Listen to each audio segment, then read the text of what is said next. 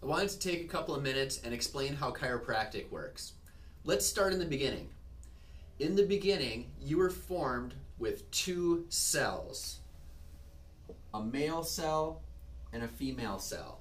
And these cells come together and they instantly start to multiply, and 2 becomes 4, 8, 16, 32, and so on.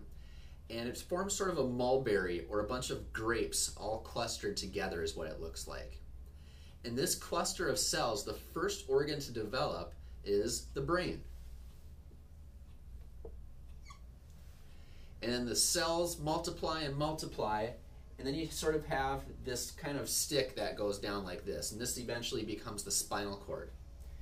And the nerve cells become little nerve fibers, and they crisscross just like this. And at the end of these nerve fibers, you have little nerve buds, and it's off of those buds,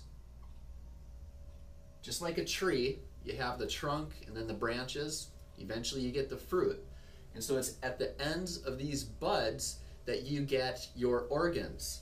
You get your heart, you get your stomach, all your digestive system, your kidneys, all of your glands, and so forth. And it's your nerve system that controls everything that you do 24/7, whether you're awake, whether you're asleep.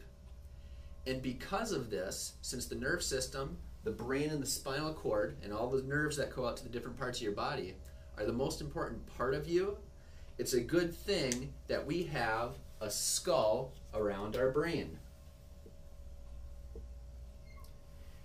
And since we can move in our neck, we can move a lot actually in our neck in comparison to what our mid-back and our low back can.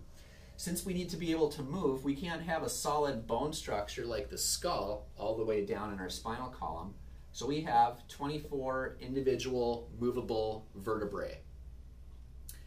And it's the vertebrae's job to protect the spinal cord from injury.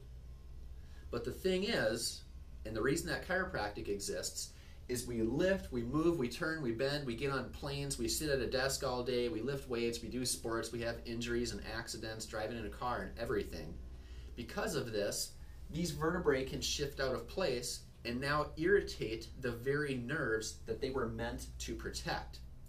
And so it's the chiropractor's job to make sure that these little nerve channels, the little openings between the vertebrae, are as open as possible, that the spine is lined up as well against gravity as possible, so that the spine can move as well as possible, so that you can function as you were designed to function, whether it's sitting at a desk, whether it's playing sports, having fun on the weekends or the weekdays.